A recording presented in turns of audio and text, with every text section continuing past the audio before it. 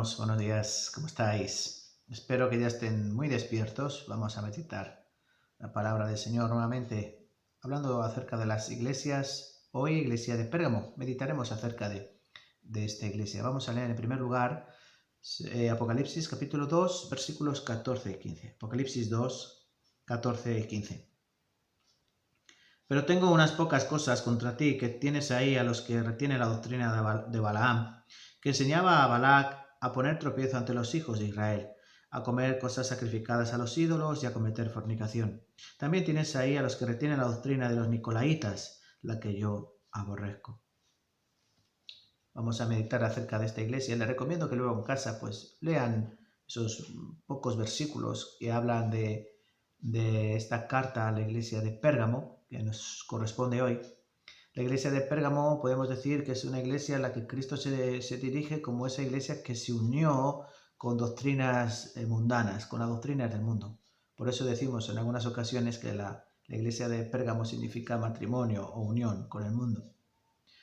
En esta iglesia a la que Jesús se dirige en tercer lugar, corresponde en el tiempo a la iglesia después del siglo IV, en la cual, pues, comenzando con el emperador Constantino I, que adoptó la religión cristiana como la religión del Imperio Romano, ahí hubo una serie de mezcolanzas, una mezcla entre costumbres paganas y el cristianismo, de donde surgió pues todas las doctrinas de la Iglesia Católica Apostólica Romana.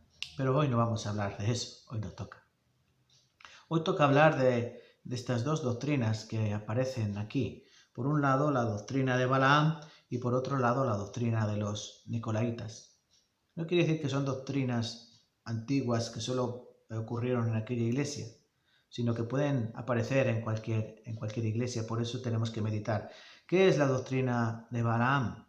Balaam, saben que era un profeta que debería hablar o profetizar la palabra de Dios, pero que Balac, el rey malvado que quería atacar a los israelitas y destruirlos, pagó dinero para que maldijese al pueblo de Israel.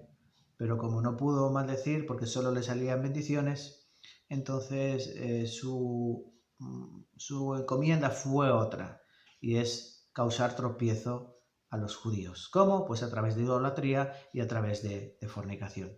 Eso también puede pasar en las iglesias. Las iglesias en muchas ocasiones pues se casan con el mundo. Voy a explicar bien esto. En el sentido de que se puede ver, por ejemplo, como el noviazgo en el mundo normal dentro de las iglesias. Y esto no puede ser así. O como las idolatrías que hay en el mundo, y con idolatría no solo nos referimos a adorar imágenes, porque hay muchas maneras de ser idólatra, no solo hace falta arrodillarse ante una imagen de María o de santos. Se puede ser idólatra con la familia, o idólatra con el dinero, idólatra con la corriente de este mundo.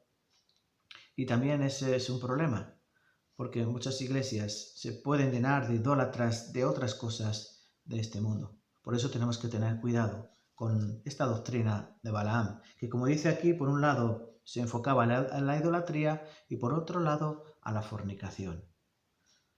Las mezclas nunca han sido buenas y el Señor siempre nos llama a una pureza espiritual y a una pureza carnal.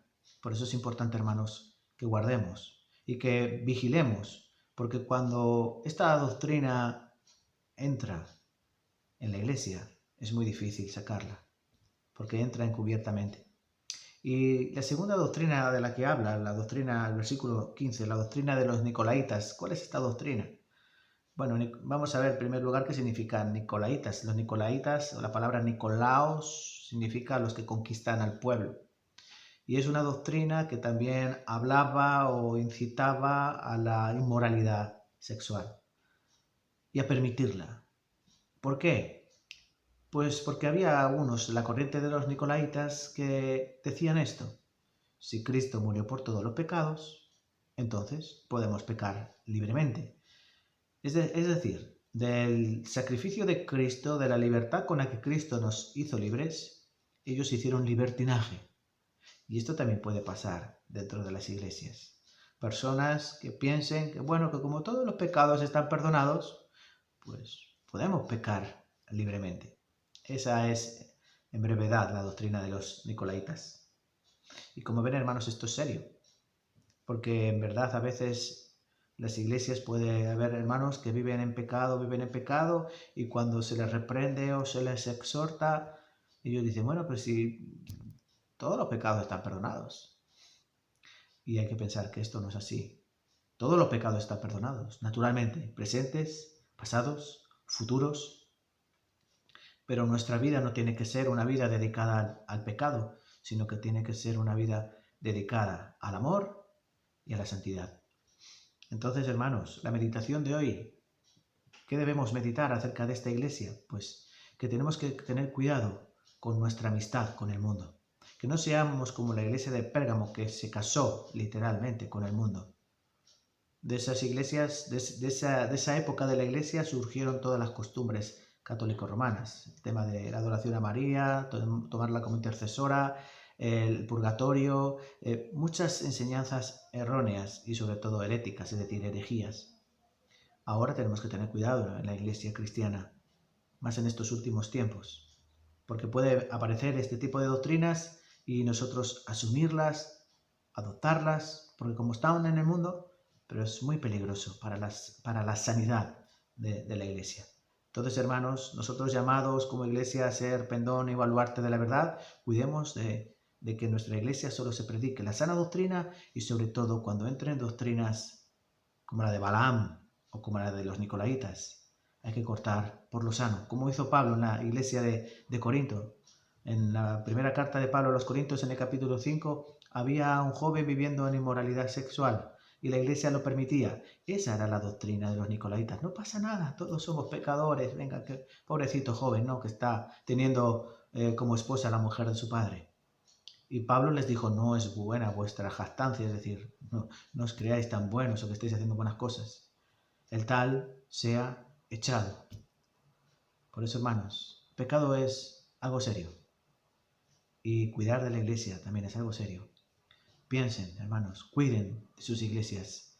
Mantengan, en la medida de lo posible, la santidad, no solo individual, sino también de cada una de sus iglesias. Con esta meditación les dejo. Cuídense mucho y nos vemos pronto, si el Señor quiere. ¿Vale? Chao.